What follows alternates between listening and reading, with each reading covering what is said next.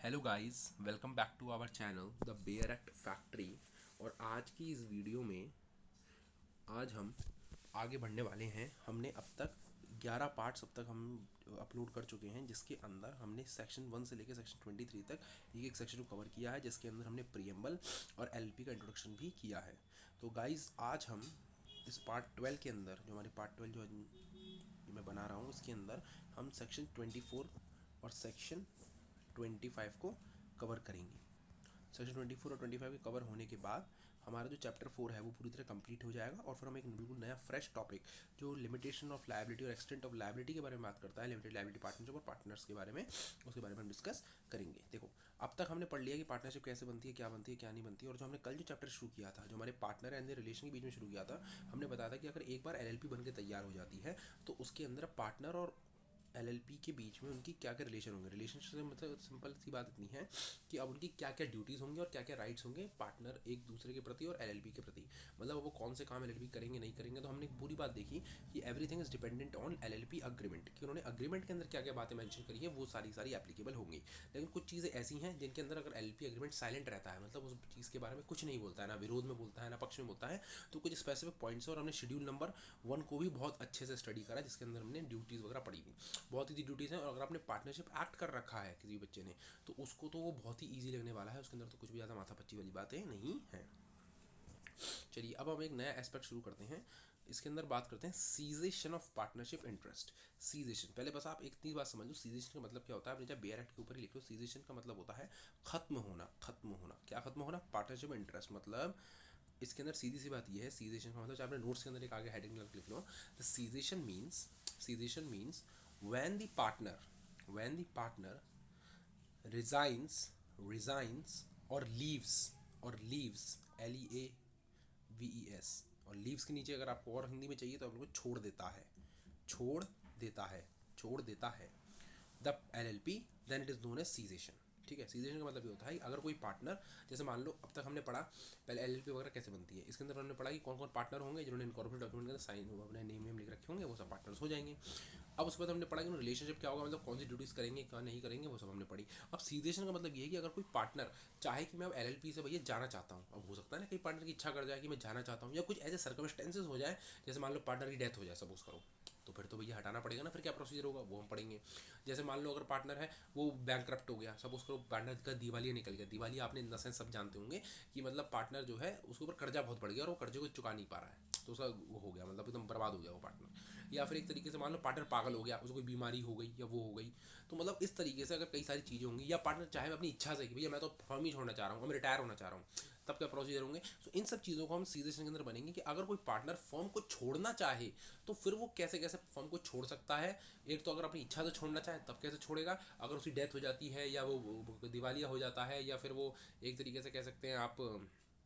कि पागल हो जाता है या कोई भी बीमारी से हो जाती है, तब कैसे छोड़ेगा। उन सारी चीज़ों को हम थॉरोली स्टडी करेंगे। ठीक है, तो सबसे पहले चलिए अपन बेयर एक्ट से शुरू करते हैं, और इसके अंदर कुछ भी से टेक्निकल नहीं है कि मैं आपको अलग से बताऊं। बेयर एक्ट से अगर आप वर्ड टू वर्ड पढ़ेंगे तो आपको बिल्कुल क्लियरिटी मिल जाएगी। ठीक है, अब शुरू करते हैं अपन सेक्शन 24 क्लॉज 1। अब उसके अंदर क्या है, अ पर्सन में कीज मतलब छोड़ सकता है, रुकना। वैसे तो कीज का मतलब होता है रुकना। रुकना मतलब अब वो पार्टनर नहीं रहना चाहता, मतलब फर्म को छोड़ना चाह रहा है, पार्टनर के पद से हटना चाह रहा है, तो कोई भी व्यक्ति पार्टनर से हट सकता है लिमिटेड लायबिलिटी पार्टनरशिप में उस अग्रीमेंट के हिसाब से जो उसने अदर पार्टनर के साथ बनाया है। मतलब जब आप एलएलपी अग्रीमेंट बनाती हो ना बेटा, तो जब कभी आप किसी भी इसका देख लेना, चाहे आप इवन नेट पर सर्च करके देखना कि एलएलपी अग्रीमेंट का फॉर्मेट कैसे होता है, या फिर अगर आप कभी प्रैक्टिस करोगे वो करोगे किसी भी एलएलपी फॉर्म वगैरह के बारे में, तो आपको समझ आएगा कि एलएलपी अग्रीमेंट का फॉर्मेट क्या होता है और उसके अंदर क्या क्या चीज़ें मेंशन करी जाती है। उसके अंदर सब चीज़ मेंशन करी जाती है, डेट वगैरह सब, और पार्टनर की क्या ड्यूटीज़ होंगी, वो पार्टनर को छोड़ना होगा तो कैसे होगा, ये होगा ये होगा, एक बार पढ़ के देखोगे आपको सब समझ आएगा कि एलएलपी अग्रीमेंट किस टाइप का होता है। ठीक है, तो कोई भी व्यक्ति पार्टनरशिप से रिजाइन कर सकता है, पार्टनर बनना छोड़ सकता है एलएलपी का उस अपने एग्रीमेंट के हिसाब से जो उसने अदर पार्टनर के साथ बनाया है, अगर एलएलपी एग्रीमेंट के अंदर वो सब मेंशन है। ठीक है, और in the absence of agreement, मतलब अगर ऐसा अग्रीमेंट नहीं है या उस अग्रीमेंट के अंदर छोड़ने के बारे में कोई भी बात मेंशन नहीं है, जो अदर पार्टनर के साथ बनाया था वो अग्रीमेंट, उसके अंदर कुछ भी ऐसा नहीं है, मतलब क्या है, और in the absence of agreement with other partner, जो अदर पार्टनर्स के साथ जो उसने एलएलपी एग्रीमेंट बनाया था, या तो वो है नहीं है या उसके अंदर कोई भी ऐसा क्लॉज नहीं है छोड़ने से रिलेटेड। क्या है, as to cessation of being a partner, मतलब पार्टनर से छोड़े कैसे, पार्टनर है और पार्टनर को छोड़े। सीजेशन मतलब पार्टनर को छोड़े कैसे। सीजेशन बहुत इंपॉर्टेंट वर्ड है, बच्चे कहीं यहीं पे घूम जाते हैं। सीजेशन का मतलब है पार्टनर का पद छोड़ना, पार्टनर से रिजाइन करना, पार्टनर अब ना रहना, अब मुझे पार्टनर नहीं रहना, मैं हट रहा हूँ, अब मैं फॉर्म छोड़ रहा हूँ। तो सीजेशन का मतलब यही होता है कि किसी और व्यक्ति, अगर सीजेशन के बारे में आपके अग्रीमेंट के अंदर कुछ नहीं लिखा है तो कोई भी व्यक्ति छोड़ सकता है एक notice in writing of not less than 30 days to other partner of his intention to resign as a partner. मतलब अगर मान लो जैसे सीधी सी बात है, अगर मुझे फर्म छोड़नी है तो पहले तो मैं अपना एलएलपी अग्रीमेंट देखूंगा कि मेरा एलएलपी अग्रीमेंट के अंदर कोई प्रोसीजर दे रखा है कि भैया अगर तुम्हें कोई फर्म छोड़नी पड़े तो तुम ऐसा ऐसा कर देना, ठीक है। अब अगर उसके अंदर अग्रीमेंट, इस एलएलपी अग्रीमेंट के अंदर छोड़ने के बारे में कुछ नहीं दे रहा, अच्छा इसके अंदर बात ध्यान रखना कि जो पर्सन है वो वॉल्यूंटरली छोड़ रहा है। वॉल्यूंटरी, वॉल्यूंटरी मतलब अपनी इच्छा से रिजाइन हो रहा है, ठीक है, कोई भी चीज़ मजबूर नहीं कर रही है। चाहे आप लिख लो अपने नोट्स के अंदर the section 24 clause 1, the section 20 ऐसे लिखना, देखो सेक्शन 24 ऐसे जो है ये वाला क्या बता रहा है कि 24 clause 1 tells about, tells about that, that a person who wants to, who wants to be resign, who wants to be resigned from partnership, voluntary, voluntary मतलब अपनी इच्छा अनुसार छोड़ रहा है, वॉल्यूंटरी इच्छा अनुसार छोड़ रहा है, बस उसका प्रोसीजर बनाता है, ठीक है। अब क्या बताया है कि या तो पहले उसे एलएलपी अग्रीमेंट, अब इसका देखो बस इसमें ही, अब उसमें आगे मत देखो, बस आपने इतना समझ लिया कि सेक्शन 24 क्लॉज 1 बताता है अगर कोई पार्टनर अपनी स्वेच्छा से छोड़ना चाहता है तो क्या करेगा। तो अगर एलएलपी अग्रीमेंट के अंदर जो बात लिखी है वो फॉलो करेगा। अगर एलएलपी अग्रीमेंट के बारे में पार्टनरशिप को छोड़ने से रिलेटेड कोई भी बात नहीं लिखी हुई है तो वो क्या करेगा, एक नोटिस देगा। किसको देगा, नोटिस, मतलब एक तरीके से एक पेपर के ऊपर लिख के देगा कि भाइयों मैं तुम्हारा जिगरी, मैं तुम्हारा दोस्त, मैं तुम्हारा पार्टनर, मैं अब इस फर्म में नहीं काम कर सकता, मुझे ये फर्म छोड़नी है और मैं ये काम, और वो दूसरे पार्टनरों को उसके अंदर अपने लिख के अपना रिजाइग्नेशन और जितने भी पार्टनर हैं उन सबको दे देगा, सारे पार्टनर्स को दे देगा, ठीक है। और क्या देगा, 30 दिन। 30 दिन का मतलब ये दे रखा है लेस देन 30 days, मतलब आप ऐसा नहीं कह सकते मैं कल से फर्म छोड़ रहा हूँ, नहीं, आपने आज नोटिस दिया तो आपको कम से कम 30 दिन तक काम करना होगा। ये बात होती है, ये इसलिए होती है कि आपने कोई पेंडिंग काम है आप उसे निपटाओ, या आपसे अगर कोई जानकारी पार्टनर्स को लेनी है तो वो आपसे लेंगे, मतलब अब आपके बिना हमें जीना सीखना है फिल्मी लैंग्वेज में बोलूँ तो आपके बिना हम कैसे जीना सीख पाएंगे, तो उसके लिए 30 दिन का समय और दूसरे पार्टनर्स को दिया गया है, ठीक है। मतलब आज अगर मुझे तो रिजाइनेशन मुझे करना है, तो अगर मैंने आज रिजाइनेशन लेटर दिया तो कम से कम, अब मैं ऐसा नहीं कि मैं कल से आना ही बंद कर दूं, मुझे 30 दिनों तक और आना होगा, 30 days तक काम करना होगा और उन्हें सिखाना होगा कि मेरे बिना तुम कैसे जियोगे, ठीक है। तो ये बातें होती हैं। अच्छा, अब दूसरी बात क्या है 24 क्लॉज 2 कि कोई भी व्यक्ति, अच्छा अब इसके अंदर कुछ ग्राउंड्स बताएं, मतलब अब इसके अंदर पर्सन जो है, जो पार्टनर रिटायर हो रहा है, जो पार्टनर रिटायर हो रहा है, अब वो अपनी इच्छा से नहीं हो रहा है, कुछ ऐसी चीज़ें हो गई हैं जिसकी उसे रिटायर अपने आप होना पड़ रहा है। क्या देखो, कोई भी व्यक्ति पार्टनर नहीं रहेगा किसी भी एलएलपी का, कोई भी व्यक्ति पार्टनर नहीं रहेगा एलएलपी का, मतलब पार्टनर के पास से अपने आप हट जाएगा अगर या तो उसकी डेथ हो जाती है, अगर उसकी मृत्यु हो जाती है तो भैया कैसे रहेगा, काम ही खत्म,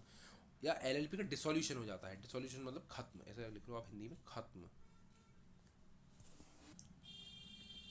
खत्म होना मतलब अगर एलएलपी ही बंद हो जाए, सब उसको एलएलपी में ताले लग जाए तो भैया फिर पार्टनर कहाँ से रहेगा, कोई भी नहीं रहेगा फिर तो। अगर वो अनसाउंड माइंड डिक्लेयर कर दिया जाए किसी कोर्ट द्वारा, अच्छा इसके अंदर मतलब कोर्ट द्वारा बहुत जरूरी है। अनसाउंड माइंड मतलब जैसे मान लो, अनसाउंड माइंड का मतलब होता है पागल, इसको चाहे वैसे लिख लो पागल हो जाना, मतलब कोई होता है ना आदमी की दिमागी हालत ठीक नहीं है, अगर ये हो जाए तो पार्टनर छोड़ देगा। अब मान लो अगर किसी पार्टनर के मन की नहीं हुई और वो अपने मन से कहते भैया मेरी दिमागी हालत सही नहीं है, मैं धंधा नहीं करना चाहता, तो क्या मान लिया जाएगा, नहीं। उसे क्या करना होगा, किसी कोर्ट के अंदर जाना होगा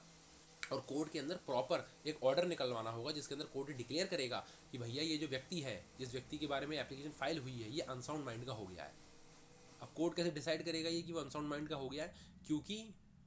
कोर्ट कैसे डिसाइड करेगा कि वो जब उसकी मेडिकल कंडीशन वगैरह देखेगा तो कोर्ट बताएगा ये अनसाउंड माइंड का हो गया है, तो वो व्यक्ति भी पार्टनर नहीं रहेगा। मतलब जो कोर्ट द्वारा ये बता दिया जाएगा ये व्यक्ति पागल हो गया है तो वो व्यक्ति कभी पार्टनर नहीं बन सकता, उसे भी पार्टनरशिप पर छोड़ना पड़ेगा। या फिर उस व्यक्ति के ऊपर एक केस हो गया है इंसॉल्वेंसी का। इंसॉल्वेंसी देखो क्या होता है, सीधी सी बात है,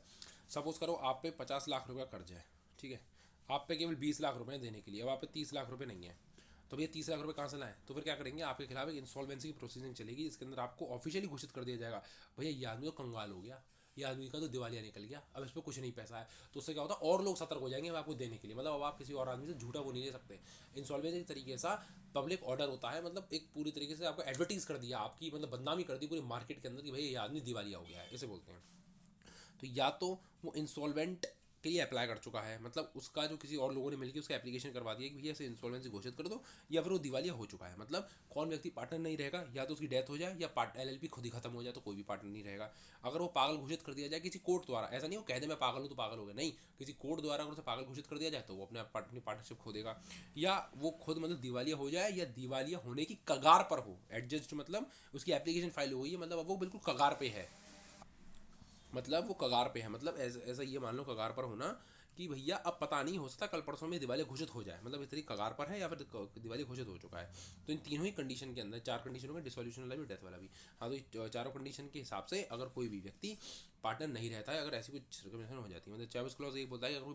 पार्टनर अपनी इच्छा से रिटायर होना चाहता है तो वो जैसे कर सकता है, और अगर वो कब पार्टनर नहीं रहेगा ऑटोमेटिकली हो जाएगा, या वो पार्टनर नहीं रहा अगर ये सारी चीज़ें घटित हो जाती हैं तो। और अगर एलएलपी एग्रीमेंट के अंदर आपने लिख दिया कि भैया पार्टनर मर गया तो वो रिटायर नहीं होगा, या फिर पार्टनर इंसॉल्वेंट हो गया तो भी रिटायर नहीं होगा, तो शायद बात उल्टी पड़ सकती है, ठीक है, उसमें इतना अपन को दिमाग नहीं देना है, ठीक है। अच्छा, अब क्या है, जब भी कोई व्यक्ति पार्टनर नहीं रहता है एलएलपी का, अब उसके बाद क्या होगा, जब वो व्यक्ति, अब हमने पहला पार्ट पढ़ लिया कि अगर वो खुद चाहे रिजाइन होना तो कैसे रिजाइन हो सकता है। दूसरी बात, अगर ये कुछ सर्कमस्टेंसेस हो जाए तो वो रिजाइन ऑटोमेटिकली मान लिया जाएगा, ऑटोमेटिकली रिजाइन अपने आप मान लिया जाएगा, ठीक है। तो अब इसके अंदर थर्ड वाली चीज़ क्या बताई है कि अब अगर एक बार पार्टनर अपनी पार्टनरशिप खो देता है तो फिर क्या होगा। अगर कोई पार्टनर, जो पर्सन है, अब पार्टनर नहीं रहा एलएलपी का, मतलब उसने पार्टनरशिप कैसे भी छोड़ दी, चाहे अपने आप छोड़ी हो, चाहे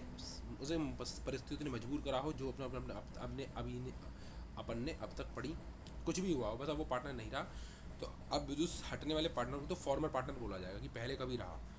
the former partner is to be regarded in relation to any person dealing with liability as still as being partner unless. अच्छा, अब मुझे आप एक बात बताओ, जैसे किसी फर्म के अंदर चार पार्टनर थे,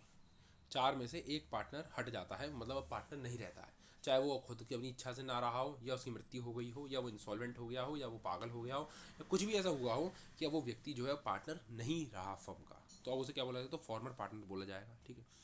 नहीं रहा। लेकिन अब ये बात थर्ड पार्टी को कैसे पता चलेगी, थर्ड पार्टी कौन, जैसे मान लो आज में कोई एक एक्स नाम का आदमी है, कोई एक तरीके से एक्स नाम का आदमी है जो एलएलपी से करने आया, उसे तो ये पता था, जब उसको एलएलपी का मेमोरेंडम वगैरह पहले वो जानता था, तो एलएलपी के अंदर चार पार्टनर है, पर अभी रिसेंटली 5 दिन पहले ही एक पार्टनर छोड़ के, मतलब उसने रिजाइनेशन कर अपना साइन कर दिया है, रिजाइनेशन कर दिया है। तो अभी तो वो मैंने आपको बताया था 30 दिन तक तो तुम्हें काम करना पड़ेगा, तो 30 दिन के अंदर वो देख तो रहा है पार्टनर आ रहा है जा रहा है, लेकिन अब उसे कैसे पता कि इनके इंटरनल क्या चल रहा है, उसे कैसे पता। तो अब मान लो, सपोज करो ए नाम का पार्टनर है जो फॉर्म छोड़ रहा था, ए बी सी डी चार पार्टनर थे, ए नाम का व्यक्ति फॉर्म छोड़ रहा है। अब एक्स नाम के आदमी ने सोचा ये भी पार्टनर है तो वो उससे डीलिंग कर ले, और ए भी उसे ये नहीं बोलता है कि भैया मैं तो पार्टनर नहीं हूँ, तो उनसे जान, तो वो बोलेगा क्यों भैया, कि भैया मैंने तो अब 26 दिन बाद मैं जा रहा हूँ, 4 दिन तो हो गए मेरे, लेकिन अब बस 26 दिन हो रहे हैं मेरे, फिर मैं 30 दिन बाद तो निकल लूंगा यहाँ से, इसलिए तुम उनसे जानो, मैं कुछ नहीं जानता। अगर ये नहीं कहता है और वो सोचता है यार मेरा तो फायदा ही हो रहा है, तो एलएलपी की डीलिंग कर लेता है उसके सामने, एलएलपी के साथ कोई कॉन्ट्रैक्ट साइन कर लेता है, एलएलपी के बिहाफ पे कुछ भी कर लेता है, तो वो व्यक्ति उस केस के अंदर उस पर्टिकुलर डील के लिए पार्टनर ही माना जाएगा, पार्टनर ही माना जाएगा। अब उसे बोलो यार तो फिर ऐसे ऐसे क्या, वैसे तो पूरी दुनिया जानती है, अब ऐसे पूरी दुनिया के घर जाके थोड़ी बोलेगा नमस्ते मैं एलएलपी का पार्टनर नहीं रहा, नमस्ते या मैं एलएलपी का पार्टनर नहीं रहा, भाई टीएम के उससे तारक मेहता के मैं करता हूँ ना बापू जी, हाँ उस टाइप से, हाँ ठीक है। तो ऐसे कैसे होगा, तो भैया इसके लिए ये बोला है कि जो व्यक्ति अब फर्म के साथ डील करने वाला है, कोई भी व्यक्ति, जैसे अब फर्म के पास कोई डील करने के लिए अपने आप वो व्यक्ति आएगा, ठीक है, तो उस व्यक्ति को आपको ये बताना पड़ेगा कि देखो भाई साहब हम पहले चार थे, अब ए नाम के आदमी ने तो छोड़ दिया है, अब हम तीन पार्टनर बचे हैं, अब आप हमारे संग डील कर लो। या अगर एक व्यक्ति के साथ वो डील करने जा रहा है तो एक व्यक्ति को बताना पड़ेगा कि भैया मैंने तो छोड़ दिया है, अब ये नहीं माना जाएगा। अच्छा, अब ये बताओ, चलो कल को फॉर्मर पार्टनर चला गया, और कब तक आप इसको बोलते रहोगे, अब इसकी भी तो एक सीमा होती है ना, अब एलएलपी बार बार थोड़ी बोलेगी चार थे तीन हो गए, चार थे तीन हो गए, तो ये क्या होगा, या फिर इसका सीधी सी बात ये है कि कि इस बात की सूचना कि अब एक व्यक्ति जो है, ए चार थे ए बी सी डी, उनमें से ए व्यक्ति अब पार्टनर नहीं रहा, इस सूचना अब रजिस्ट्रार साहब तक पहुंचवा दो। रजिस्ट्रार साहब के पास अगर आपने पहुंचा दिया तो ये मान लिया जाएगा कि भैया आपने सबको दे दी, मतलब रजिस्ट्रार को पता चलने का मतलब ये है, क्योंकि रजिस्ट्रार क्या होगा मैं आपको बताऊं, रजिस्ट्रार के पास जैसी ही इन्फॉर्मेशन आएगी कि भैया अब वो फॉर्मर पार्टनर नहीं रहा, तो वो उसको अपनी डेटा एंट्री के अंदर रिकॉर्ड करेगा। अच्छा, अब आप क्या समझ रहे हो कि डेटा एंट्री क्या बहुत सीक्रेट होती है, नहीं, आप किसी भी एलएलपी की डिटेल डालो, पूरी डिटेल निकाल सकते हो एलएलपी की, कि उसके अंदर अभी कितने पार्टनर हैं, उनका आइडेंटिफिकेशन नंबर क्या है, उन पर कितनी एसेट्स हैं, उनका कंट्रीब्यूशन कितना है, आप अच्छा किसी भी एलएलपी देख लेना, सर्च कर लेना गूगल के ऊपर निकाल के, सारी डिटेल आपको पब्लिक मिल जाएगी, उसका टर्नओवर कितना क्या है, सब टर्नओवर वगैरह का तो कंपनी का आ जाता है, एलएलपी का नहीं आता है, लेकिन आई थिंक सब कुछ मिल जाता है एलएलपी का, ठीक है। तो ये मान लिया जाता है कि जब आप किसी एलएलपी के साथ डील करने जाओगे तो सबसे पहले आप एलएलपी के बारे में सर्च करोगे ना कि एलएलपी क्या है क्या नहीं है, सब कुछ ढूंढोगे कि नहीं ढूंढोगे, तो फिर आप नेट पे ही ढूंढोगे। तो अगर आप रजिस्ट्रार साहब तक वो खबर पहुंचा दो कि भैया ए नाम का पार्टनर जो है अब हमारा पार्टनर नहीं रहा, अब वो रिटायर हो गया है, तो आप उस बात को अगर रजिस्ट्रार साहब के पास पहुंचोगे तो रजिस्ट्रार साहब उसकी एंट्री अपने रजिस्टर वगैरह में कर देंगे। और जब उसकी एंट्री करेंगे तो ऑनलाइन होता है आजकल तो सारा काम, तो डिजिटली ये शो हो जाएगा कि भैया अब इस फर्म में केवल 3 ही पार्टनर बचे हैं। कौन? बी, सी और डी, बस 3 पार्टनर बचे हैं और ए नाम का व्यक्ति अब नहीं रहा है। तो अब इससे क्या होगा, अब चाहे वो आदमी भरोसा करे नहीं करे, अब उसकी जान जाने। तो आपको क्या करना है, या तो जिस व्यक्ति के साथ आप डील कर रहे हो उसको एक एक को बताओ कि भैया नहीं, ये पार्टनर नहीं है, ये पार्टनर नहीं है, ये पार्टनर नहीं है। इस माथापच्ची से बचने से अच्छा है कि रजिस्ट्रार साहब के पास ये नोटिस पहुंचा दो कि भैया अब वो व्यक्ति हमारा पार्टनर रहा नहीं।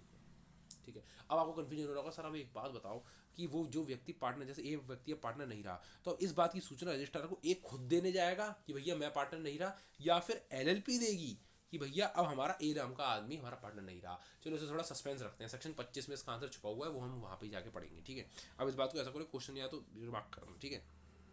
चलो अच्छा,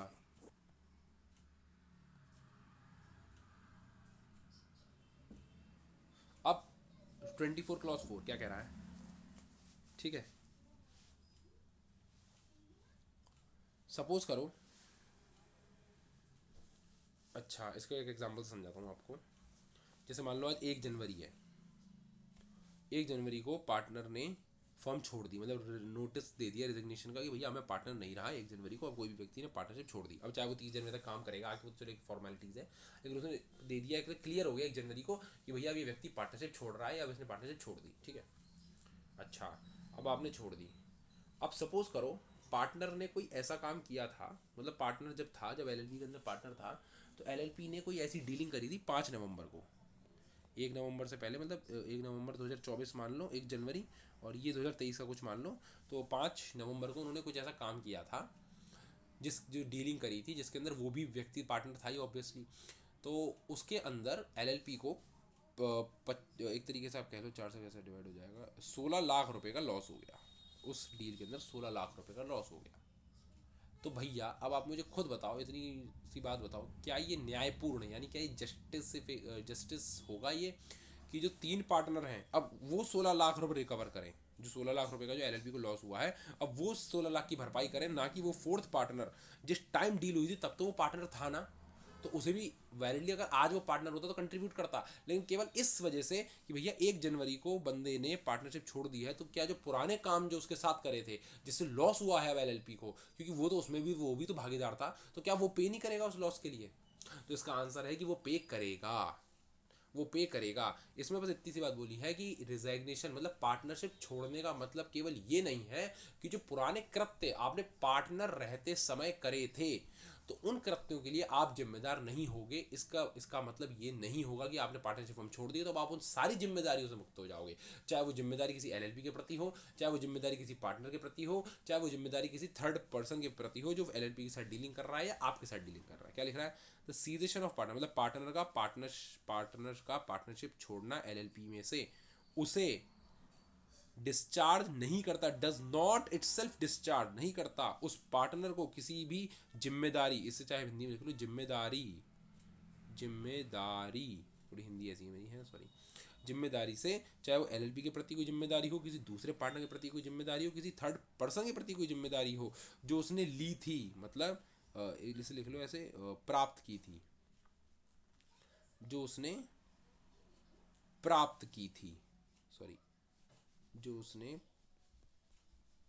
प्राप्त की थी जब वो पार्टनर था। मतलब अगर कोई व्यक्ति अपनी पार्टनरशिप छोड़ देता है तो इसका मतलब ये नहीं है कि वो उन सारी जिम्मेदारियों से मुक्त हो जाएगा जो जिम्मेदारी उसने ली थी अपने माथे पर, अपनी खोपड़ी पे वो जिम्मेदारी ली थी जब वो पार्टनर था, चाहे वो किसी एलएलपी के प्रति कोई जिम्मेदारी हो, अदर पार्टनर के प्रति कोई जिम्मेदारी हो, या किसी दूसरे व्यक्ति के प्रति कोई जिम्मेदारी हो जो थर्ड पर्सन है, थर्ड पार्टी है। ठीक है, अब सेक्शन 24 क्लॉज 5 क्या कहता है? ठीक है, अगर, अच्छा अब उसके कुछ पक्ष की बात सुन लो, कोई व्यक्ति अगर रेजिग्नेशन कर देता है अपनी पार्टनरशिप से, तो अगर एलएलपी एग्रीमेंट, देखो अब छोड़ो एक मिनट, इसको मैं बाद में समझाऊंगा। अगर कोई व्यक्ति एल जो लिमिटेड लाइबिलिटी पार्टनरशिप की लिमिटेड लाइबिलिटी पार्टनरशिप छोड़ देता है तो वो फॉर्मर पार्टनर या पर्सन, देखो सपोज करो अगर वो खुद छोड़ देता है तो वो व्यक्ति खुद, और अगर मान मतलब वो ये है सीधी सी बात, इस सेक्शन में मैं आपको मोटा मोटा ये बताऊं कि अगर कोई व्यक्ति अपना रेजिग्नेशन कर देता है, ठीक है, मान लो आज मैंने 1 जनवरी को कर दिया और मैं कर दिया, ठीक है, मैंने छोड़ दी फॉर्म। अच्छा सपोज करो उसने एक डीलिंग करी थी 5 ही नवंबर को, एक डीलिंग करी थी, एक में चलो उसे 16 लाख रुपए का लॉस हो गया जो मैंने आपको बताया, तो उसके लिए तो पे करेगा जो हमने ऊपर पढ़ लिया। सपोज करो 5 नवंबर को उसने डीलिंग करी थी और फर्म को एक तरीके से 20 लाख रुपए का फायदा हुआ था किसी डीलिंग में 5 नवंबर को, तो क्या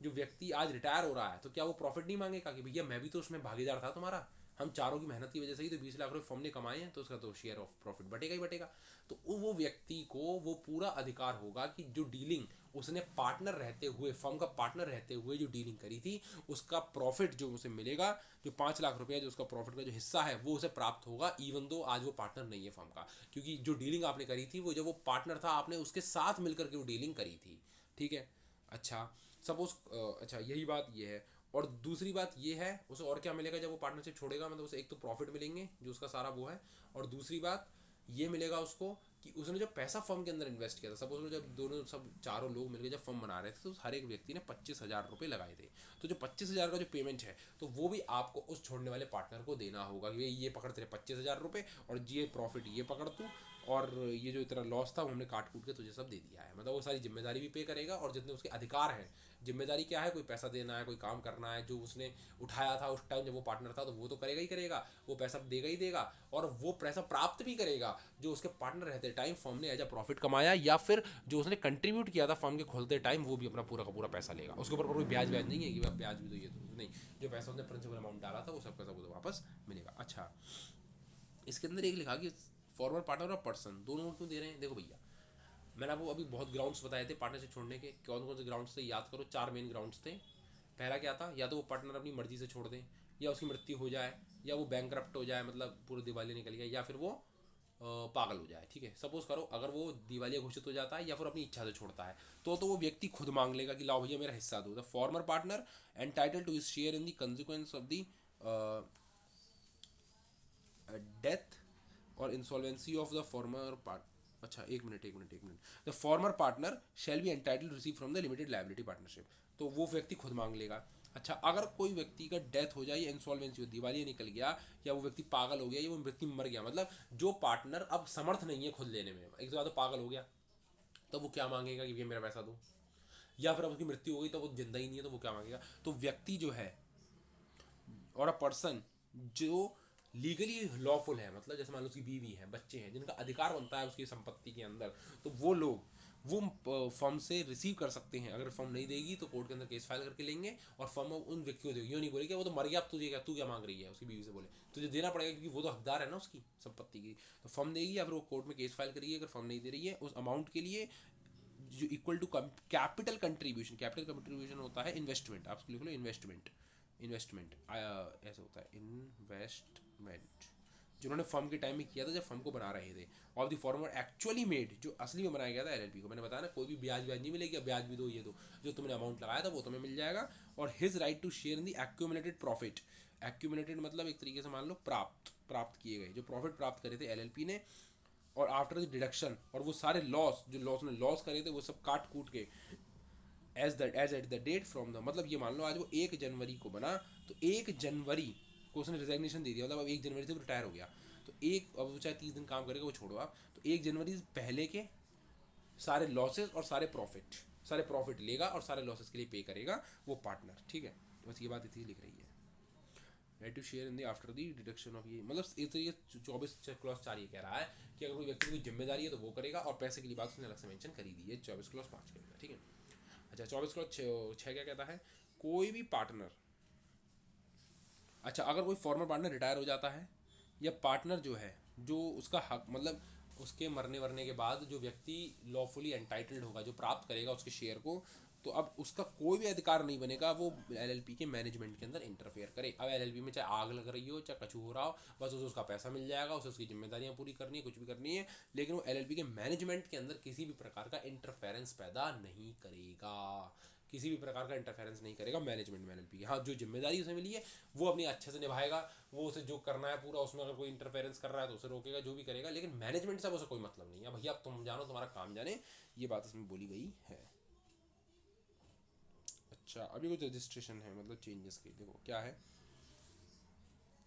अब देखो, अब सुनना, अभी बिल्कुल अलग टॉपिक आ गया, 24 से बिल्कुल ही अलग है, ठीक है। 24 हमने पढ़ लिया, कोई पार्टनरशिप कैसे छोड़ेगा तो उसका हमने पूरा प्रोसीजर पढ़ लिया, चाहे नॉर्मल है कोई कैसे भी जो भी है, ठीक है। अब 25 का कहता है registration of changes in partner. अगर पार्टनर के अंदर कोई बदलाव होता है, पार्टनर के अंदर कैसे, या तो कोई पार्टनर छोड़ता है नया आता है तो उसको रजिस्टर के पास कैसे चेंज करवाओगे, या पार्टनर का नाम अपना कोई बार लोग बदल लेते हैं, या अपने घर का एड्रेस में चेंज होता है तो कैसे करोगे। देखो, हर एक partner shall inform the LLP of any change in his name और address within the period of 50 days of such change.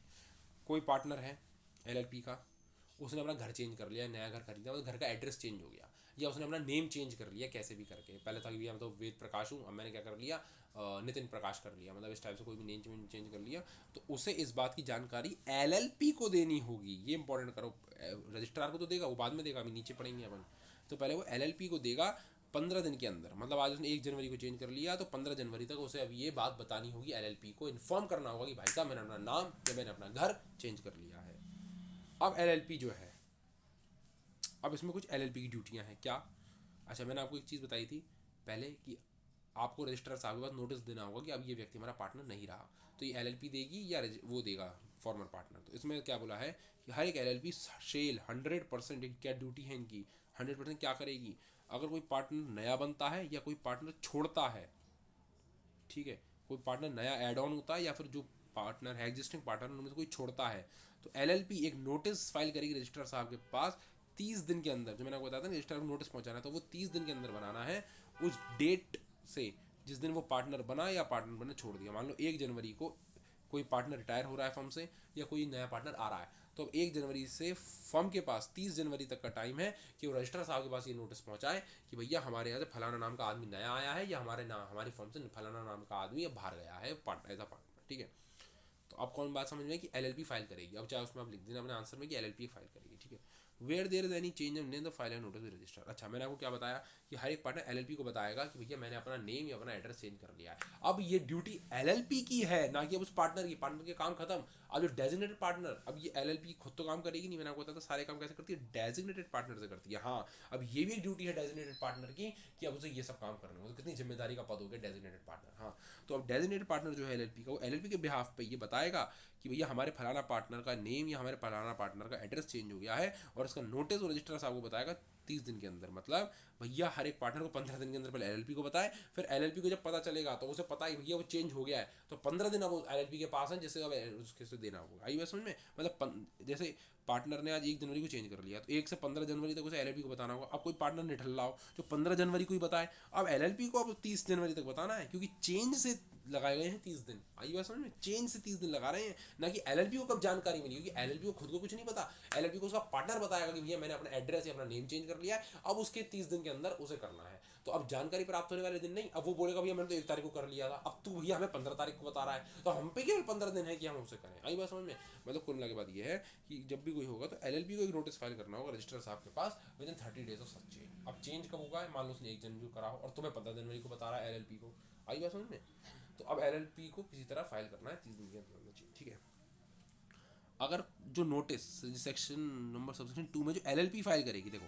अपने घर की बात है, सबसेक्शन 1 में तो अपने घर की बात है, अपन एलएलपी को दे रहे हैं, अपन एक सिंपल कागज के ऊपर लिख के दे दें, वो दे दें, वो तो कोई दिक्कत नहीं है, बस एलएलपी को बस पहुंचाना है। हम डेजिग्नेटेड पार्टनर से बोल दें कि भैया ऐसा कर एक एंट्री कर दे मेरी नाम की कि मैंने अब हमने चेंज कर लिया है, तो वो कर देगा, ठीक है। अच्छा, अब ये क्या करा 25 क्लॉज 2, अब इसके अंदर आपको रजिस्ट्रार के पास, मतलब एक तरीके से मान लो कि वो तो आपका प्री बोर्ड था 25 क्लॉज 1, तो अपने टीचर को तो कुछ भी लिख के दे दो, कोई दिक्कत नहीं है। लेकिन अब बाहर के टीचर को, अब बाहर से एक्सटर्नल आ रहे हैं, जब वाइवा वगैरह लेंगे तो उसमें तो आपको थोड़ा प्रॉपर काम करना ही पड़ेगा। तो जो नोटिस आप फाइल करोगे रजिस्ट्रार को सबसेक्शन 2 के अंदर, वो उस मैनर और उस फॉर्म के अंदर होगा जो रजिस्ट्रार आप सेंट्रल गवर्नमेंट आपको बताएगी कि इस तरीके से आपको देना है, और डेजिग्नेटेड पार्टनर द्वारा साइन होंगे, और उसकी ऑथेंटिकेटेड होगा जिस मैनर के अंदर बताया है। मतलब पहले आपको साइन करना है, फिर उसके अंदर वेरिफिकेशन होगा। वेरिफिकेशन कैसे है कि भैया जो साइन कर रहे हैं वो असली हैं या नकली हैं, ठीक है, वो जो होता है डिजिटली, वो हमें दिमाग नहीं देना है। अच्छा, अगर ये चीज़ एक इनकमिंग पार्टनर से है, मतलब अगर ये नोटिस इस बारे में है कि एक नया पार्टनर हमारी फर्म में एड ऑन हुआ है, या एक नया पार्टनर आया है, तो आपको क्या करना होगा, जो नया पार्टनर आया है जो आप जो नोटिस दोगे ना कि भैया हमें एक नया पार्टनर आया है हमारी फर्म के अंदर, तो उसके साथ आपको एक डॉक्यूमेंट अटैच करना होगा, जिस उस डॉक्यूमेंट के ऊपर लिखा होगा, जो नया पार्टनर है वो अपनी कंसेंट लिख के दे रहा होगा कि हाँ भैया मैं अपनी इच्छा से, मेरे पे ऊपर बिना कोई दबाव के मैं इस फर्म का पार्टनर बनना चाहता हूँ। तो जब वो लिख के देगा उस कंसेंट वाले फॉर्म को आपको अटैच करना होगा उस नोटिस के साथ, जो ये बता रहा है कि एक नया पार्टनर हमारे फर्म के अंदर एड ऑन हुआ है, ठीक है। तब जाके वो उसके साथ फाइल होगा, ठीक है। चलो, ताकि उसको ये तो पता चले कि वो आदमी भी तैयार है। अब छोटी सी बात है, अगर किसी एलएलपी ने सबसेक्शन 2 का पालन नहीं करा, मतलब रजिस्ट्रार को नोटिस नहीं दिया 30 दिन के अंदर, या बिल्कुल भी नहीं भेजा, या तय समय सीमा में नहीं भेजा, तो एलएलपी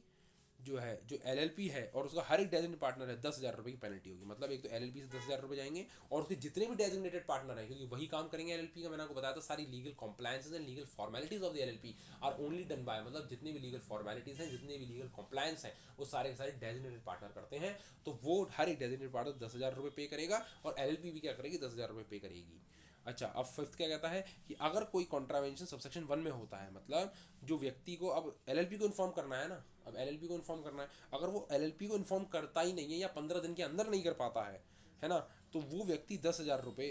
पे करेगा, 10,000 रुपये के लिए लायबल होगा, क्योंकि उससे भी तो पेनल्टी लेंगे, क्योंकि एलएलपी तो कहती है कि भैया मैं तो कर देता पर इसने मुझे नहीं बताया चेंज से, तो हम पे तो तुम ठोक रहे हो, तो उस पर भी तो ठोको, तो वो व्यक्ति भी ठोकेगा। नहीं तो वो क्या सोचेगा, बढ़िया है डेजिग्नेटेड पार्टनर पिटा, एलएलपी पिटी, मैं तो बच गया, नहीं, तुझे भी देना पड़ेगा 10,000 रुपये,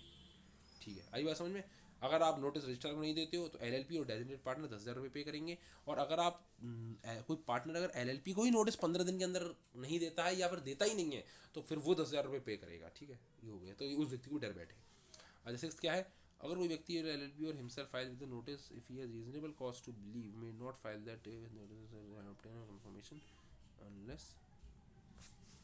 द एलएलपी। हाँ देखो, अब ये इंपॉर्टेंट बात, सीधी सी बात क्या है, मैंने आपको बताया था कि अगर कोई पार्टनर फर्म छोड़ देता है, तो अब एलएलपी को ये नोटिस रजिस्ट्रार साहब को बताना होगा कि भैया हमारी फर्म से फलाना नाम का आदमी अब लीव कर चुका है, अब वो हमारा नो मोर पार्टनर है, मतलब हमारी फर्म का पार्टनर नहीं रहा, वो नो मोर रहा, मतलब अब नहीं है। तो ये बात एलएलपी को बताना है। सपोज करो एलएलपी बताना चूक गई, एलएलपी बताना चूक गई ये रजिस्ट्रार को, और अब तुम्हारे साथ किसी ने डीलिंग कर ली और व्यक्ति ने सोचा कि भैया वो व्यक्ति तो पार्टनर है तुम्हारा, तो अब वो कहे भैया उसे भी लायबल करो, तो भैया रजिस्टर पार्टनर तो बोलूँगा मेरी तो चांद पिट गई फालतू की, मैं तो फालतू फंस गया, मैंने तो अपना सारा काम कर दिया था, एलएलपी ने नहीं कर दिया। तो एक उसको व्यक्ति को एक मौका दिया जाता है कि अगर आपने फर्म छोड़ी है तो ऐसा करो, आप भी एक नोटिस फाइल कर दो रजिस्ट्रार साहब को, बता दो कि मैंने फलाना फलाना एलएलपी का पार्टनर था और आज मैं आज से इस तारीख से छोड़ रहा हूँ, ठीक है। तो अब रजिस्ट्रार साहब क्या करेंगे, रजिस्ट्रार साहब क्या करेंगे, एक कंफर्मेशन लेंगे एलएलपी से, एलएलपी से कि भैया क्या ये व्यक्ति तुम्हारा छोड़ रहा है, तो एलएलपी कह देगी हाँ, तो चलो ठीक है, फिर उसे रजिस्टर कर लेंगे, फिर तुम्हें नोटिस देने की जरूरत नहीं है, ऑब्टेन करेंगे। अच्छा, अगर एलएलपी ने उन्हें नोटिस दे रखा होगा तो फिर वो कंफर्मेशन क्यों ही लेंगे, तुम देख लेंगे हाँ भैया नहीं नहीं सही कह रहे हो, एलएलपी ने फाइल कर दिया था तुम्हारा, तो अब तुम फ्री हो, तुम टेंशन मत लो, ठीक है। तो मतलब इसमें देखो क्या लिखा है, अगर कोई व्यक्ति पार्टनर नहीं रहता है और अगर खुद से एक नोटिस रजिस्ट्रार को फाइल करता है, जो सबसेक्शन 3 के अंदर बताया गया है, सबसेक्शन 3 के अंदर क्या बताया गया है कि भैया एलएलपी एक नोटिस फाइल करती है, एक मिनट,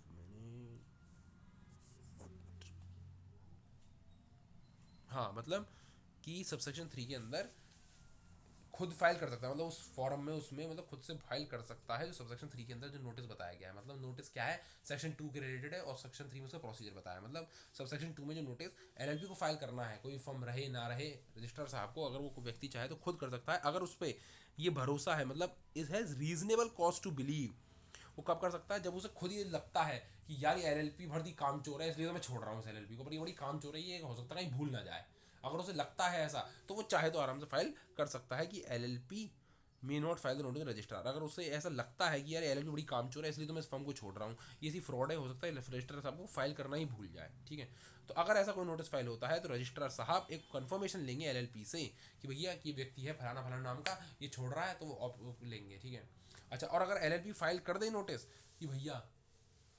कि हमने नोटिस कर दिया, तो फिर कंफर्मेशन लेने की जरूरत नहीं है। मतलब सीधी सी बात यह है, अगर कोई व्यक्ति चाहे मैं रिस्क नहीं लेना चाहता, एलएलपी ने करा नहीं करा इसलिए मैं तो अपने हाथ से कर देता हूँ, अगर एलएलपी नहीं करा होगा, वो देखेंगे रजिस्ट्रार साहब ये अच्छा, तो फिर एलएलपी से क्या करेंगे, कंफर्मेशन करेंगे। अगर उन्हें पता होगा अरे यार ये तो एलएलपी हाँ हाँ हाँ मेरे पे आ गया, मेरे पे आ गया नोटिस, तो वो बोल देंगे, तो उन्हें कंफर्मेशन की जरूरत ही नहीं है, वो बोलेंगे हाँ ठीक है, बस सीधी सी बात है ना। प्रोवाइडेड क्या है, अगर कोई कंफर्मेशन नहीं दिया जाता है 15 दिन। अच्छा, अब इसके अंदर कोई एलएलपी बड़ी बदमाश है, उस एलएलपी से रजिस्टर सामने कंफर्मेशन मांगा कि भाई कंफर्मेशन देना मुझे, और एलएलपी ने कंफर्मेशन दिया ही नहीं, बड़ी बदतमीज है, जवाब ही नहीं दिया उस लेटर का। तो अब उस व्यक्ति को अब तक लटका के रखोगे जिसने फॉर्म छोड़ी है, वो तो झंझट से दूर होना चाह रहा है, उसे तो फ्री करो। तो फिर ऑटोमेटिकली 15 दिन के अंदर अंदर अगर एलएलपी ने कोई भी कंफर्मेशन नहीं दिया है तो वो रजिस्ट्रार साहब हमें अपने आप ही एंट्री कर देंगे कि अभी फलाना नाम का आदमी इसका पार्टनर नहीं रहा। अब ना एलएलपी से कोई नोटिस आने की जरूरत है ना है। अब एलएलपी के लिए सीख क्या है कि भैया कुछ मत कर, वो आदमी छोड़ देगा, उससे बोल दे तू ऐसा कर, तू फाइल कर दियो, और उसका कंफर्मेशन आया तो रिप्लाई भी मत करो, तो ऑटोमेटिकली वो फॉर्मल पार्टनर मान लिया जाएगा। आई बात समझ में?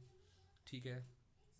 मतलब इसके अंदर ये बताया है कि अगर कोई पार्टनर छोड़ रहा है फॉर्म तो वो खुद चाहे तो अपने तरीके से भी फॉर्म रजिस्टर साहब को नोटिस फाइल कर सकता है। उसे एलएलपी के ऊपर जान खाने की जरूरत नहीं है, तुमने भेजा कि नहीं भेजा, भेजा कि नहीं भेजा, कहीं उसे फोन करके पूछ रहा है एलएलपी वाले से, भैया भेज दे यार, क्यों मरवा रहा है फालतू, मुझे क्यों फंसवा रहा है। तो इनको चाहे व्यक्ति तो अपने हिसाब से कर सकता है। रजिस्टर साहब अगर उस पर नोटिस नहीं आया होगा एलएलपी का तो कंफर्मेशन मांगेंगे कि भैया ये बात सही बोल रहा है नहीं बोल रहा है। अगर एलएलपी उस पर भी कोई जवाब नहीं देती है तो रजिस्टर साहब अपने आप ही मेंशन कर देंगे कि वो व्यक्ति इज नो मोर पार्टनर, मतलब वो व्यक्ति कोई पार्टनर नहीं रहा है एलएलपी का। और कंफर्मेशन आ गया तो बढ़िया बात है, और नोटिस आ गया तो और ही बढ़िया बात है।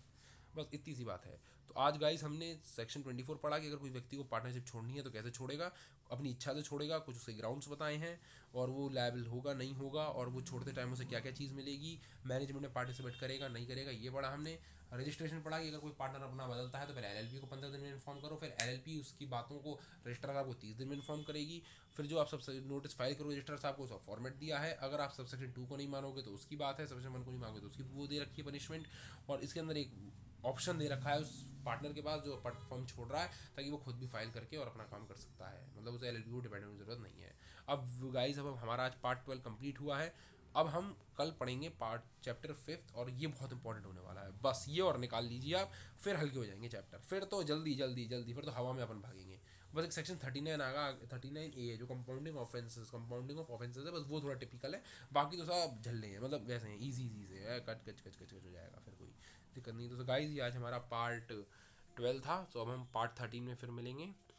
ओके सो अगर आपको, मैं आपसे फिर कह रहा हूँ, अगर आपको कोई भी डाउट आता है तो आप मुझे कमेंट्स में लिख के भेजो, मैं आपके सारे डाउट्स का रिप्लाई करूँगा और आपको कॉन्सेप्ट एकदम क्लियर हो जाएगा। मेन चीज़ कॉन्सेप्ट पे फोकस करो, हर चीज़ अपने आप हो जाएगी। Okay guys, so stay healthy, stay safe and bye bye.